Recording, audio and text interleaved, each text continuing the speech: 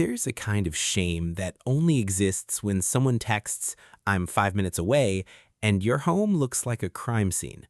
You do that thing, the frantic sweep, clothes shoved into closets, hoping nobody opens the bathroom cabinet.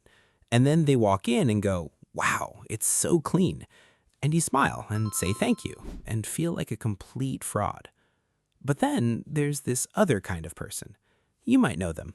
Their home always looks like this, not staged or prepared for company, just the way it always is. Tuesday afternoon, nobody coming over, long day at work, and the counters are still clear. The sink is still empty. And if you've ever spent any real time around someone like that, some part of you has wondered what is actually going on with them, whether they're happy or miserable, or whether this is the symptom of something in the past. The answer is a bit more nuanced than either of those options. People who maintain genuinely ordered homes, and we're not talking about the stress cleaners yet, we'll get there, are operating from a psychological orientation that most people never consciously develop.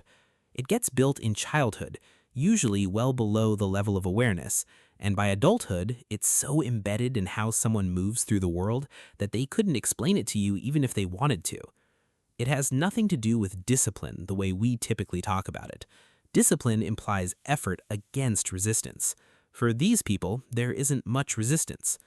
Psychologists use the term internal locus of control to describe how much a person genuinely believes their actions shape their environment. People who sit on the high end of that scale don't just intellectually agree that what they do today affects tomorrow. They feel it, almost physically, the way some people feel weather changes in their joints. So when they put something back where it belongs, it's not a chore for them. It registers somewhere beneath conscious thought as meaningful, as actual evidence that they have agency over their life. Most of us agree with that in theory. These people live it as fact.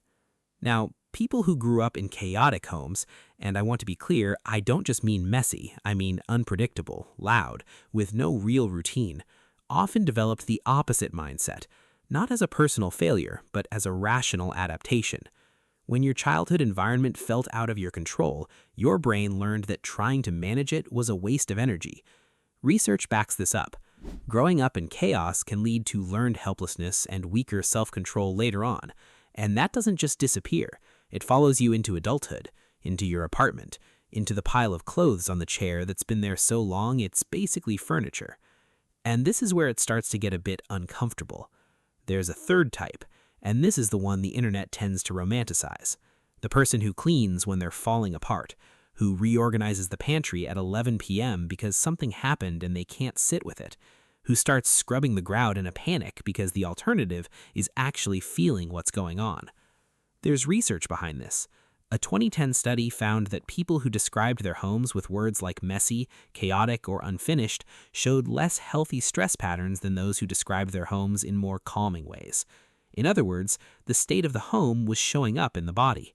So when someone spirals into intense cleaning during emotional stress, they're not really fixing the problem. They're trying to calm their nervous system by focusing on something simple and controllable instead of something painful and complicated. The relationship is broken, unfixable, at least tonight. The kitchen counter? That you can actually handle, in under 20 minutes. The brain gets a hit of completion that it desperately needs and cannot locate in the actual source of pain. The clinical term is displacement activity, one of the more functional defense mechanisms in a strange way, because at least the bathroom ends up spotless. The people who only clean from that place never actually feel clean afterward. You've done this. You spend 3 hours making everything immaculate and feel better for maybe 40 minutes before the same weight settles back in. That's because the cortisol wasn't caused by the mess, but just where it landed. The people who maintain order without it consuming them, the ones we started with, they're not cleaning to feel better. The maintained space is simply the baseline they've established for their life. It functions the way most people think about brushing their teeth. You don't brush your teeth because you're having a crisis. You do it because that's who you are and what you do. That distinction, which sounds minor and is actually enormous, is the whole thing.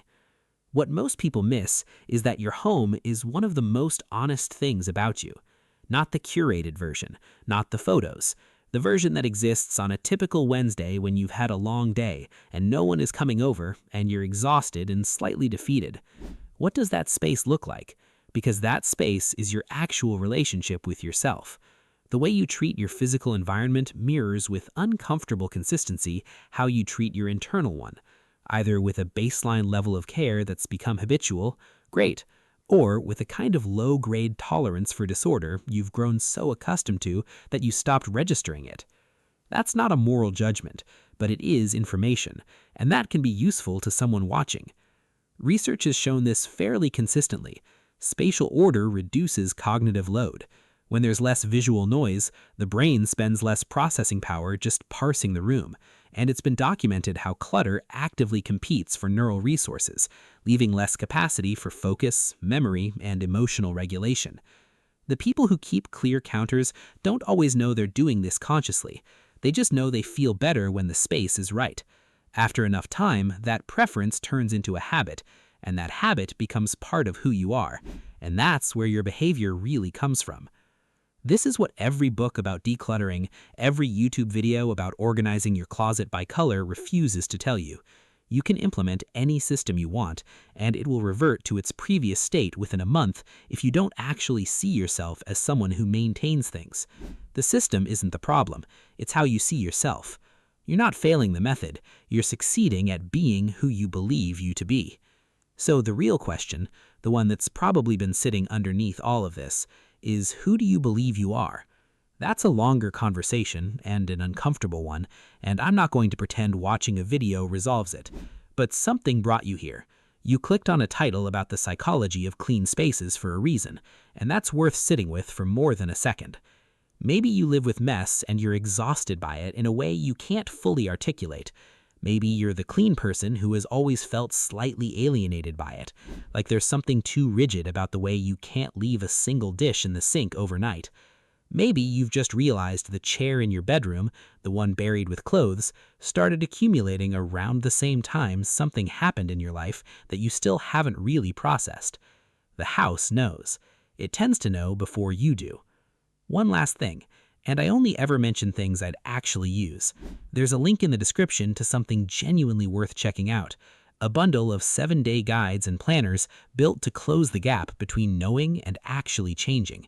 It helps clear the mental backlog that makes disorder feel normal, fix your sleep instead of just thinking about it, and rebuild focus one day at a time.